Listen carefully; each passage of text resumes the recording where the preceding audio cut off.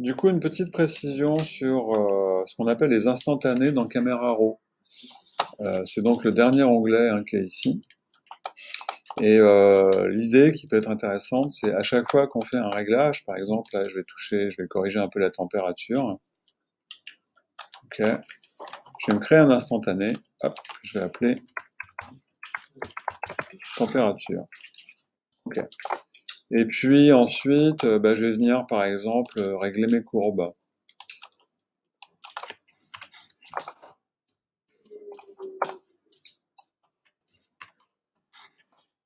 Par exemple, je vais faire ça, et puis elle, je vais la mettre comme ça. Par exemple, je vais retourner dans mes instantanés, et je vais créer un nouvel instantané que je vais appeler courbe. Ok. Et puis ensuite, je sais pas, je vais venir régler mes rouges.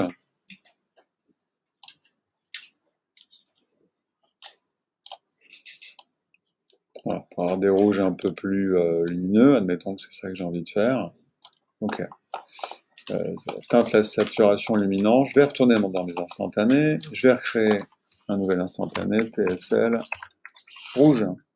Ok, etc. Et je peux en faire autant que je veux. L'intérêt, c'est qu'une fois que j'ai mes instantanés, je peux revenir en arrière dans mes réglages. C'est vraiment comme l'historique dans Photoshop. C'est-à-dire que selon que je me mets sur un ou l'autre des instantanés, voilà, ça me permet de revenir en arrière, de dire finalement mon teinte saturation luminosité de rouge n'est pas terrible. Je vais revenir à l'étape d'avant et je vais repartir dans mes réglages. Finalement, je vais plutôt aller jouer sur autre chose, sur la saturation globale de l'image. Voilà. Et du coup, là, je peux recommencer et lui remettre encore un autre instantané. Ça me permet à la fois de faire des essais et de garder quelque chose qui est modifiable. D'aller voir, là j'avais fait ça, la température, ouais, ok. Là c'était les courbes, etc.